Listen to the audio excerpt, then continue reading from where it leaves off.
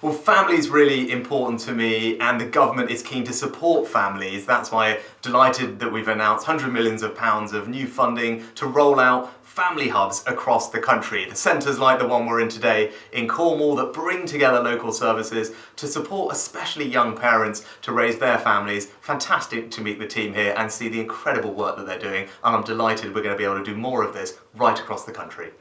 Definitely part of supporting strong families is making sure we have a really good childcare system that's affordable and convenient for parents. So we have lots of different ways to support parents. For example, for those on universal credit, they can receive 85% of their childcare costs reimbursed. For those working parents with 3 and 4-year-olds, they can get up to 30 hours of free childcare. And for other parents, they can receive £2,000 a year back through something called tax-free childcare. But I know not everyone always understands these different offers, so I'd urge people to go online, look at the Help for Households website on gov.uk, where you can see the type of support that's available for childcare, because it is important that we support families with childcare, and there are a range of ways that we do that. Well, we know energy costs are a major challenge for the country, and that's why in the autumn statement the Chancellor announced considerable support for families up and down the country with their energy bills.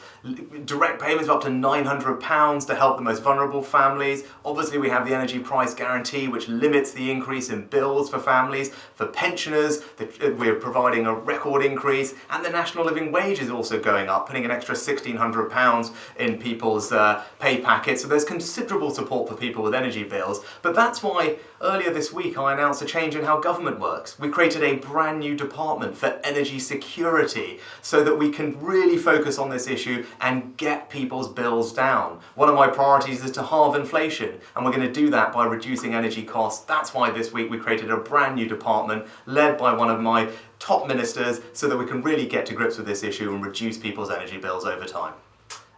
Well, one thing I'm really proud of, and everyone should be really proud of the leading role that the United Kingdom has played in providing military and other assistance to Ukraine.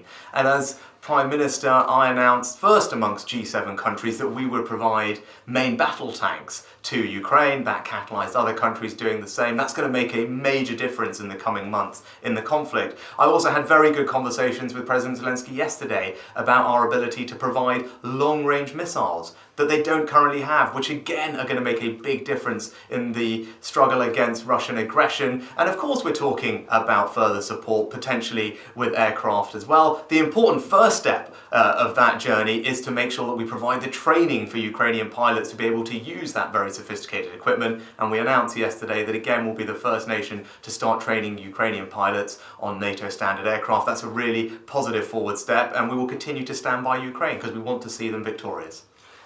Well, obviously what's happening in Turkey is just an awful tragedy, and the scale of human loss is something that is hard to comprehend. I spoke to President Erdogan of Turkey just the other day to express our solidarity and sympathy and make sure that we provide all the support we can as a country.